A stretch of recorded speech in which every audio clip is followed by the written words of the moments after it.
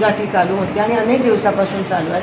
गावबंदी आहे त्याचा मी रिस्पेक्ट करते, पण काही लोक आंदोलकांच्या नावाने, ते आंदोलक नाही आहेत आणि का मराठा आंदोलनाला समर्थन आहे, पण भाजपची लोक आंदोलकाचं नाव पुढे घेऊन येत आहेत आणि त्यांनी आता माझ्या गाडीवर आणि माझ्यावर हल्ला करण्याचा प्रयत्न केला. ते BJPचेच होते आणि त्यांनी माझ्या गाडीला फोडण्याचा प्रयत्न केला. मी संयमाने गाडीत बसली, मी काही बोलली नाही, माझी काच वर होती, त्यांना मी ते करू दिलं. मग ते लिमिटच्या बाहेर गेलं आणि मग मी उतरले आणि त्यांना ओरडली आणि सांगितलं माझ्या गाडीला हात नका लावू. पण ते ऐकण्याच्या मनस्थितीत नव्हते आणि एका महिला आमदाराच्या अंगावर येण्याचा त्या ठिकाणी प्रयत्न केला, माझ्या गाडीची तोडफोड केली.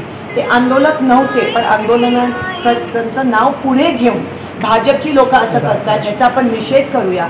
आणि मला असं वाटतं की जरांगे पाटीलजींनी पण नोंद करावी, कारण का भाजप कसा ह्या गोष्टीचा फायदा करून आमच्यावर, महिला काँग्रेसच्या आमदारांवर हल्ला करण्याचा प्रयत्न करतो. ते खरं तर शिवरायांची शिकवण आहे की महिलांच्या बाबतीत आपण जाणतो कल्याणच्या सुविधांची सुनासिद्धी होते. काय आव्हान असेल मराठा समाजाला या माध्यमात? पण हे नव्हतेच, आंदोलक नव्हते, भाजपचे होते, पण त्यांनी नाव त्यांचं वापरत होते आणि कुठेतरी आपलं जे आंदोलन चाललंय, संघर्ष चाललाय, जो व्यवस्थित चाललाय जरांगे पाटलांच्या नेतृत्वामध्ये, त्यांना हे गालबोट लावायचा BJP प्रयत्न करत आहे आणि त्या गोष्टीचा मी निषेध करते.